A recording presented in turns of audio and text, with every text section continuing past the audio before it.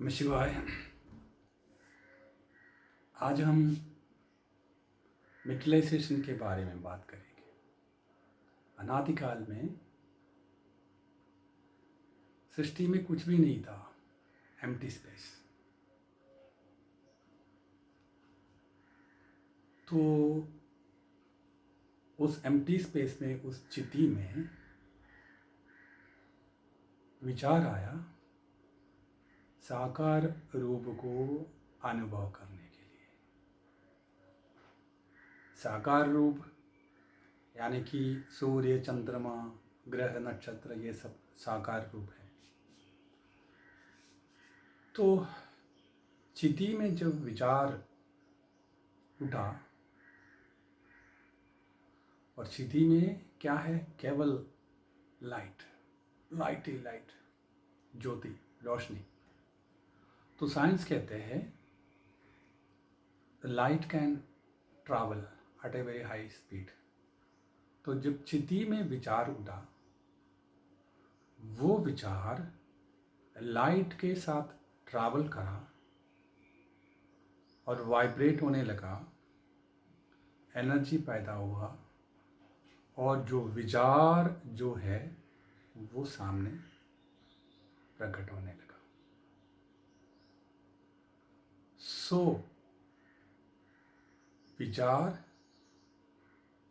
traveled at a speed of light, created vibration, vibration created energy, energy created, क्या create हुआ? वो चीज़ जो सोच में था।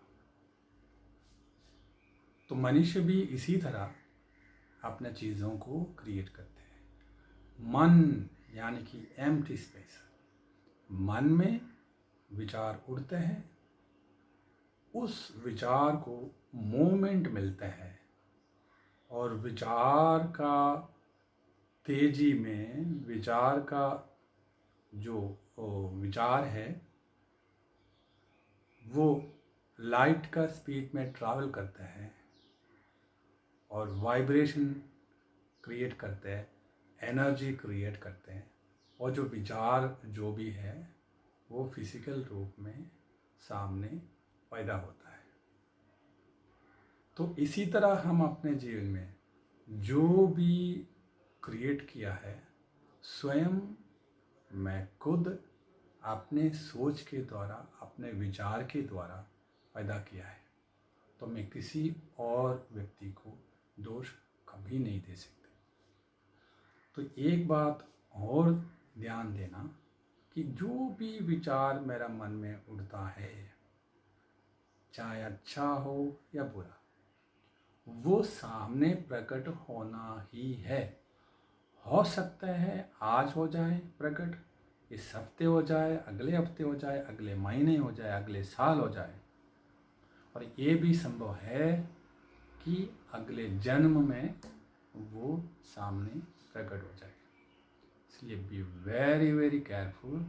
अपने सोच को देखो, अपने विचार को देखो, मैं क्या पैदा कर रहा हूँ, उसके ऊपर ध्यान जरूर देना।